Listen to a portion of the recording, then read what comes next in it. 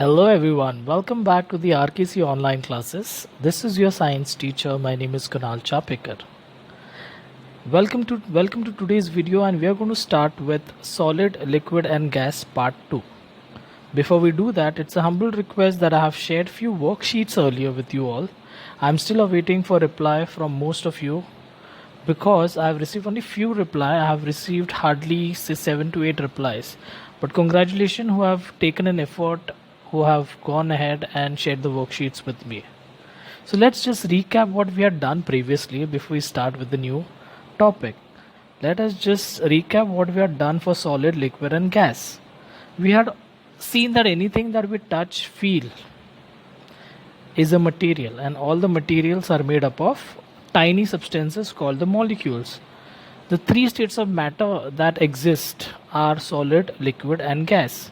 Solids have fixed shape and a fixed volume, which is one of the properties of solids. Similarly, liquids do not have a fixed shape, but they have a fixed volume as they take the shape of a container that they are poured into. Gases do not have a fixed shape, neither a fixed volume, because the molecules are scattered from each other. Apart from that, I had given an assignment for definition of matter, molecules and volume, examples each of solid, liquid and gas, properties of solid, liquid and gas. Okay, many people question me that where do I find it. If you check the earlier video, I had shown you this slide and the definitions were given over here. I would give it to you once again quickly. Matter, anything that occupies space and has weight is a matter. Molecules are tiny particles that makes up matter, and volume is the space occupied by solid, liquid and a gas. Apart from that, people had difficulty in searching for the properties of solid, liquid and gas. They had given me just one pointer each, but if you see all these pointers, they are the properties of solid. Solids have fixed shape and a fixed volume, like it's one of the properties. Solids can be held and the molecules are tightly packed, they cannot move around. Solids change shape and when applied force, example, a rubber ball. Liquid, they do not have a fixed shape but has a definite volume. Why is that? Because molecules are loosely packed. It flows and take the shape of the container, example milk, we have it in a glass. Then gas, air is a mixture of all the gases. We can see smoke but we cannot hold gases until it's in a specific container we want to get it into. We cannot hold gas on hand. Molecules are very loosely packed, they flow easily than liquids, they do not have fixed shape, neither a fixed volume. So all of the answers are there in your videos. I will request you students, please do listen to the video at least 2 to 3 times. You will get all of your answers automatically. Solid, liquid and gas part 2. So what are we learning today? So we're learning something new. Since we now know what are solid, liquid and gas, they obviously state of matter. However, we are going to now learn what is interchangeable states of matter. The word is interchangeable, means solid can be converted into liquid, liquid can be converted into gas, gas again into liquid and liquid again into solid. What is this all about? The process of changing from one state to another is called interchangeable. The word itself is mentioned over there, changeable. First change that we are going to observe is a solid getting converted into liquid. This process is called melting. In Antarctica we have a lot of ice. If because of little bit of heat the ice starts melting, what happens? Solid is converted into liquid. This process of solid, when heated, turns into liquid. This process is called melting. So ice on heating it melts, final stage is a liquid. So process where a solid turns into liquid when exposed to heat, that process is called melting.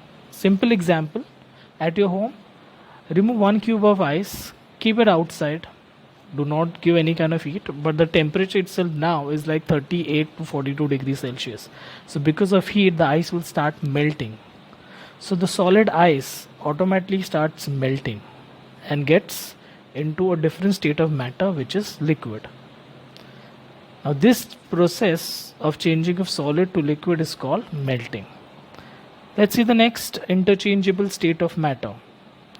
You can see the photo over here, process of vaporization or evaporation. We can see a pan. In this pan, I'm sure there is a liquid being heated.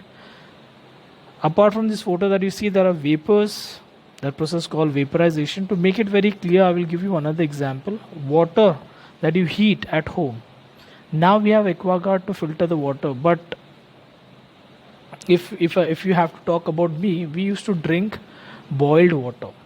So when we used to boil water, we used to take it in a pan or a vessel, huge vessel.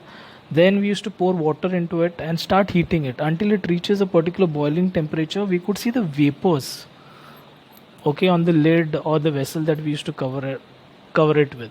So now this water vapor, where did this come from? Water vapor is a form of gas, which is totally different state of matter.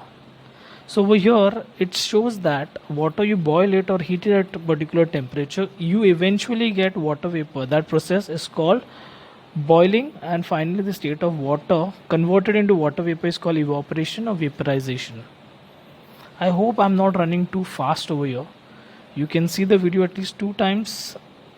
And the third slide is about water vapor on cooling forming water. How does this happen? Process of condensation. Before I move to this particular photo over here or the experiment conducted, I would just like to share you the life cycle of water. So we have water in lakes, rivers, everywhere. Now because of heat, the sun absorbs water in the form of water vapor. We can't see that, but however the process is still on. Okay, so now here when the water vapor reaches the higher temperature, it cools down, starts forming into clouds. Clouds eventually gives us rain. So over here in this experiment, it will be informed to us that yes, when you try to get that water vapor cool down, it will eventually form liquid. So if you see the flask, which is 15 number over here, this flask which is the round shape, in that we have water. When you boil the water vapor rises high. Then it moves to another tube which is 5, 6, 7, through which the cold air has been passed. When the cold air touches the water vapor, it eventually forms liquid, which is then collected in flask number 8 as a distilled water.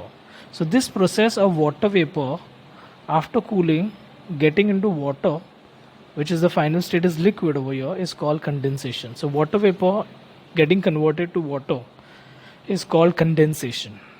So that is gas getting converted into another state of matter, which is liquid.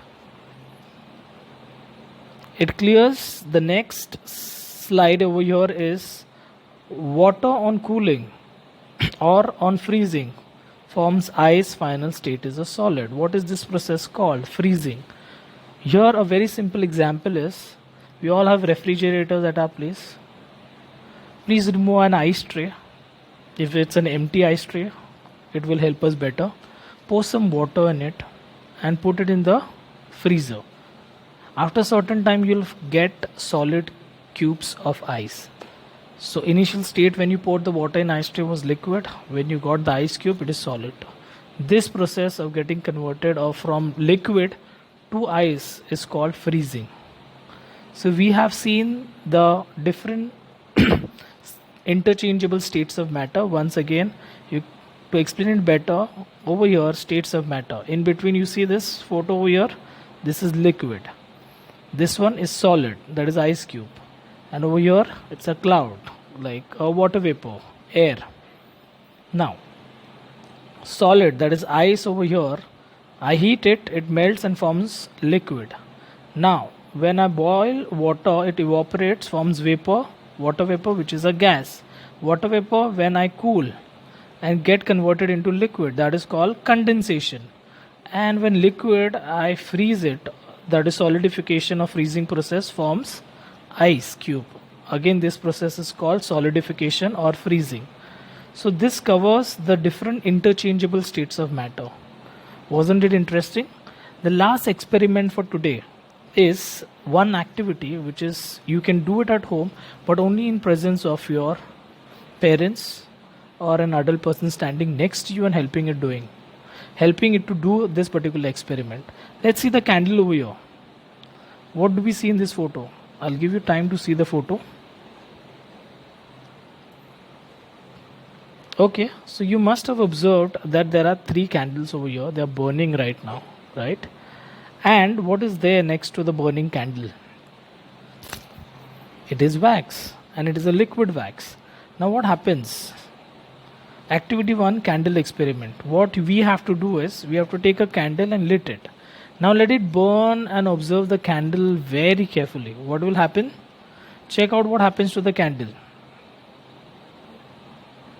In this state, it will melt and it will become liquid wax. This shows the solid, which is one state of matter, has been converted into liquid, which is called melting.